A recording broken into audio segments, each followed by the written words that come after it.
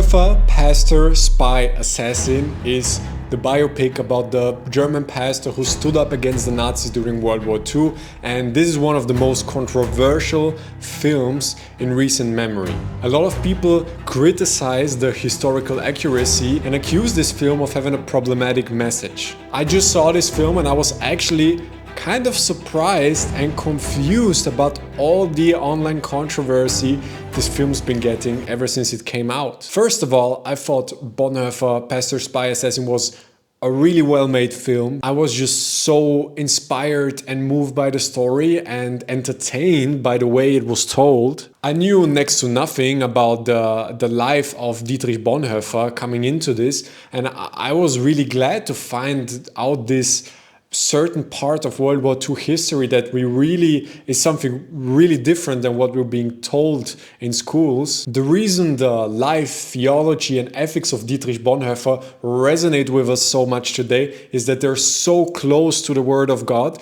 and because of that they transcend any political or cultural context, and I think that the movie did a really great job of communicating that. It's also a really entertaining film with a large variety of international set pieces, a lot of characters, one-liners that are on point, a lot of emotions and heart that really bring through the weight and gravity of what was happening back then and transport you into the time and place where this story unfolded. I love how boldly the film makes the role of the church clear with a strong love and passion for the Word of God, while not coming off as preachy and still being an entertaining and artistic film, something so many faith-based films aren't able to achieve. This film has a specific kind of structure with a lot of storylines in different eras, with a lot of intercutting, like a really Christopher Nolan way of telling a story, and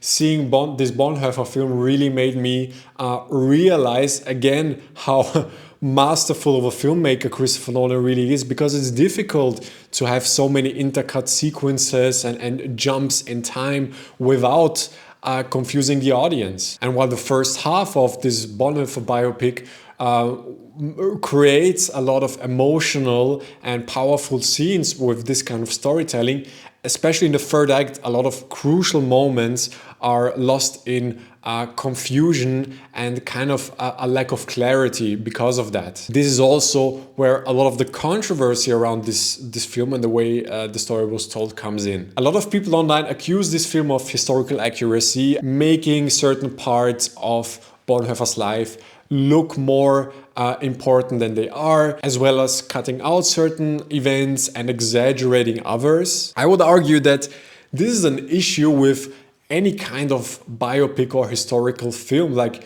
movies aren't historical documents the way writings or books are. Movies are here to bring history and events come to life and put stories on the map to a wider audience. So any biopic is absolutely more an interpretation of history and of people, instead of depicting something with historical accuracy. And how far you can go with your interpretation is a very interesting, nuanced, detailed conversation that we can have about any kind of biopic film. I just don't see how this Bonhoeffer biopic is different in that regard than any other biopic film ever made. Other people criticize this film as putting a certain message, even propaganda, above telling a story with a cinematic style in a absolutely creative way. And I was like that. I used to believe that creativity was above everything when it came to movies. It didn't matter a lot what was being shown. What mattered to me was how it was being shown. It didn't matter that much to me what kind of substance a film have. I changed my beliefs around that, because nowadays I focus much more on the substance of a certain film rather than the style, because within the substance you find the human aspect, the psychological aspect, and basically the meaning we're essentially looking for while watching movies. You find all of that in the substance, and the style kind of serves the substance. And when it comes to this particular kind of film right here, I thought that they had a really good balance of monologues, dialogues, more visual cinematic scenes. Of course, I would have wished to see more audiovisual creativity because I love the art form of cinema so much. But that's about it. I just can't agree with all the people saying that this was all about spreading a message or even propaganda. I don't think that's true at all. Another controversy around this film is the way it was marketed. Bonhoeffer was a pacifist, and if we look at the poster, there's an image of him holding a gun. Also, the title is Pastor, Spy, Assassin. But what is interesting, or what is problematic to me, is that in the film there's no scene where the character holds a gun or uses a gun or shoots a gun. And even when it comes to the assassination, he's not really directly involved in the act of trying to assassinate Hitler. Like, he's involved in a very remote kind of way. The decision to make Bonhoeffer look on the promotional material like a James Bond kind of character was really bad in my opinion, neither representing what the actual film is about or the real-life Dietrich Bonhoeffer. So when it comes to these particular marketing decisions, I completely agree that they are indeed problematic. And look, guys, I get this is a historical biopic, but I gotta be honest, I'm kind of confused about all the backlash all the scenes of the assassination attempt in this are getting, because a couple of years back, there was a movie released that was appraised by everybody called Inglourious Basterds. I like that movie, but you gotta be honest that this film definitely, this film has a fictional assassination of Hitler,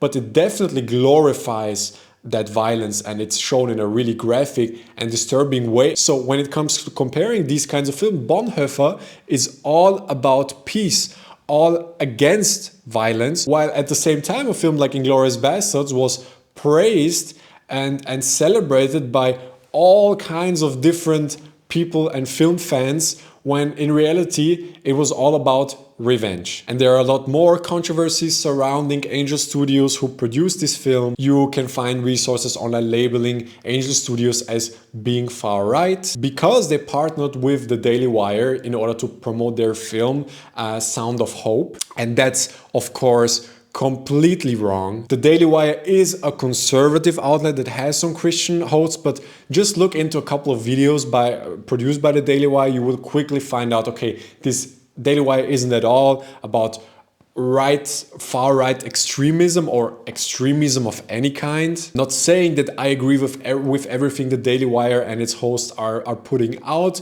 but I mean, Angel Studios is a faith-based Christian production company. So when it comes to promoting a faith-based film, who else are you going to be partnering with? I mean, the Daily Wire is a great partner to promote their film. There are, of course, other controversies like the lawsuit with The Chosen and Dallas Jenkins, the founders of Angel Studios being Mormons, and so much more that we could get into but won't, because this is a review for the Bonhoeffer film. So the bottom line for me is this: the quality of a certain film and what kind of people the filmmakers behind the film are is really important. But in the end, any film is a flawed film made by flawed people. So what is more important, and I would argue the most important thing to us as audience members when it comes to talking about films and seeing films, is the intention of a movie. What does this film love? What does this film draw our attention to? What is the film trying to spread or promote? Angel Studios has a clear mission when you go onto their homepage, and that is to create movies that bring more light into the world and don't have unnecessary explicit content. And when you compare their mission statement with their output, it's really clear what they're about, and they do a great job of fulfilling their mission. They're putting out high quality movies and TV shows that tell important stories, that highlight the light in the world. So in my opinion, any conversation around Angel Studios has to acknowledge that first. They have a clear goal and a clear output. Then we can, and of course should, be talking about all the behind the scenes issues, all the good and bad things about their films. Of course we can talk about all of that, but it's First, important to acknowledge that they're out to make specific kind of projects and they're doing a really good job at it. I gotta be honest, I don't feel competent to talk about the details of the theology, ethics, and life of Dietrich Bonhoeffer right here. So Gavin Ortlund made a really great video talking about all of that. I'll link it down in the description below. He pointed out some important and fair criticisms about the film that I agree with for the most part. So please watch Gavin Ortlund's video when it comes to all of this. He can explain and argue all of that way better than I can. In the end, I am a Christian filmmaker, Christian content creator, so the craft and artistry of filmmaking, storytelling, content creation is my personal expertise, and everything I say comes from a clear Christian point of view. Talking about the Bonhoeffer film, I do see some theological and historical inaccuracies, weaknesses, oversimplification and distortion, but I really think that all of that comes down to flaws in the writing and not from any kind of propaganda at all. The film has such a beautiful and clear message against tyranny and violence and highlights how important it is to go back to the original messages of the Bible in times of political and personal crisis, and how each of us needs to take up their own cross in order to fulfill our own destiny. Alright guys, this is it for my review and my take on the Bonhoeffer film. Thank you so much for your time and attention watching my video right here. I wish you all a blessed day and hope to have you back in the next video.